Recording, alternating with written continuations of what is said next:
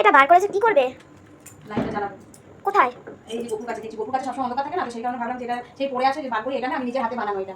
ঠিক আছে, মানে কাচের বয়েম এটা ডিজাইন করে অনেকদিন ধরে বাইরে পড়ে আছে, ধুলো পড়ে গেছে। তো এর ভেতরে এই লাইটটা দিয়ে জ্বালালে খুব সুন্দর, মানে এটা খুব সুন্দর লাইটটা দেখা যায় এটার ভিতর থেকে। তো এটা তো বসানো যাবে না, তো লাইটটা দেখছি জলে কিনা, যদি জলে তাহলে গপুর কাছে দিই। গপুর কাছে সবসময় অন্ধকার হয়ে থাকে। জ্বলছে না। চলছে? কোথায়? তখন জ্বললো তো, একটা দুটো জ্বললো। জ্বলেছিল? হ্যাঁ, লাল কালারের জ্বললো একটু একটু। ওই দেখো বড় সাইজে জ্বলছে, জ্বলছে। গপু তোর ওখানে আমি দেবো, ঠিক আছে? জ্বলছে।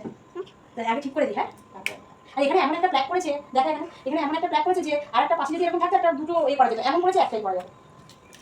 এটা খুলি, না খুললে হবে না, ডাইরেক্ট খুলি।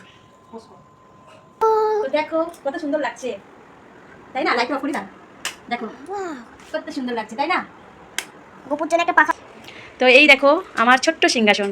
ছোট সিংহাসন বলে হচ্ছে কি যে বেশি কিছু ঠাকুর তো রাখা যায়নি, তো এখানে লক্ষ্মী আছে, এখানে নারায়ণ আছে, আর এখানে হচ্ছে কি যে আমরা গৃহপ্রবেশের সময় আমাদেরকে হচ্ছে আমি গিফট পেয়েছিলাম এই ঠাকুরটা, গণেশ আর লক্ষ্মী। আর এখানে গপুকে তো আমার মেয়েরাই নিয়ে এসেছে, তো ওই জন্য গপুকে এখানে বসিয়েছি। তো ছোট্ট সিংহাসনে বেশি ঠাকুর রাখা যায়নি, এইভাবেই ওদেরকে সাজিয়ে রেখেছি। আর এইখানটা রয়েছে সমস্ত কিছু ওদের খাবার দাবার, এইটা আমি মিশো থেকে অর্ডার করেছিলাম, তো ওদের যে জিনিস রাখা টাকার জন্য। তো এখানেই ওর জিনিস, গপুর জিনিস বা ঠাকুরের আরও যত সরঞ্জাম আছে সব রাখার জন্য এটাতেই সব কিছু রেখেছি। আর এই হচ্ছে আমার ছোট্ট ঠাকুর ঘর। তো কেমন লাগলো অবশ্যই কিন্তু কমেন্টে জানাবে, ভালো লাগলে একটা লাইক করে দেবে। টাটা করে দাও গপু, টাটা।